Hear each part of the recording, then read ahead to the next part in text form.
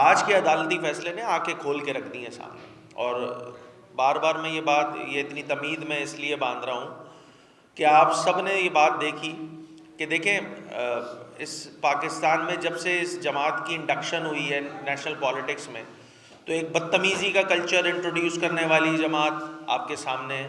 انہوں نے social media پر جو بیشنگ کا جو سلسلہ روا رکھا ہوا ہے آج کے دن تک بلائنڈ فالوئنگ ہے، without going into the detail کہ بھائی میرٹ پہ یہ چیز ٹھیک ہے یا نہیں ہے.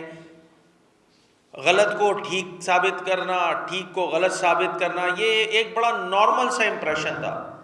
پھر سیاسی بات میں کروں تو 50 لاکھ نوکریاں، پتہ نہیں کتنے کروڑ گھر، اور یہ ساری فضول باتیں. بھائی ہر وزیر اعظم یا کوئی بھی پبلک آفس ہولڈر جو ہوتا ہے، وہ جب اپنا اقتدار ختم کرتا ہے تو وہ پریس کانفرنسز کرتا ہے اور بتاتا ہے کہ دیکھیں جی میں نے اپنے اقتدار میں یہ کلیدی کام کیے اور میری نیت یہ تھی. مگر یہ وزیر اعظم کی سیٹ سے جب ہٹتے ہیں عمران خان صاحب، بانی پی ٹی آئی، تو جو پہلی پریس کانفرنس کرتے ہیں اس پریس کانفرنس کی اگر سمری بنائی جائے یا سینٹرل آئیڈیا نکالا جائے کہ ان کی اس پریس کانفرنس کا مقصد کیا تھا، تو ان کی اس پریس کانفرنس کا مقصد صرف اور صرف ان کی جو آپ کہہ لیں فرنٹ مین کہلاتا ہے، کیا کہلاتے ہیں، ان کا جو ہے وہ بچاؤ تھا اور ان کی وکالت تھی. یہ اس لیول پہ پاکستان کو لے جایا گیا تھا بائی ڈیزائن. پاکستان معاشی طور پر آج کے دن تک جن چیلنجز کا سامنا کر رہا ہے، یہ چیلنجز جو ہے وہ انہی کے دور کی غلط پالیسیوں کا جو ہے وہ ثمرات ہے. یہ بدقسمتی رہی ہے پاکستان کی کہ یہ جو ایک دور گزرا 2022 تک کی میں بات کر رہا ہوں، اپریل 2022 تک کی، 2018 سے لے کر، اس میں پاکستان کو معاشی چیلنجز کا سامنا رہا. اچھا، سیاسی مخالفین کی اگر میں بات کر لوں، دیکھیں سخت ترین مخالفت کے باوجود بھی مگر پاکستان میں ایک سیاسی وہ ہوتا ہے نا، لحاظ رکھا جاتا ہے. بھائی وہاں پہ تو پریس کانفرنسز ہوتی تھی اس زمانے میں کہ جی کل جو ہے وہ اس کی باری ہے، پرسوں اس کی باری ہے، ریگارڈلیس آف پولیٹیکل افیلیشن وہاں پہ یہ کام کیے جاتے تھے. اور یہی کام سم ہاؤ مائکرو لیول پہ ہم بینگا اتحادی ہم نے بھی بھگتا ہے. آپ کو یاد ہوگا جب وزارتوں سے ہٹے گئے تھے تو پھر رات کو کیا کیا ہوا تھا ہمارے کارکنان کے ساتھ، یہ بھی اس کراچی کی عوام نے دیکھا ہے.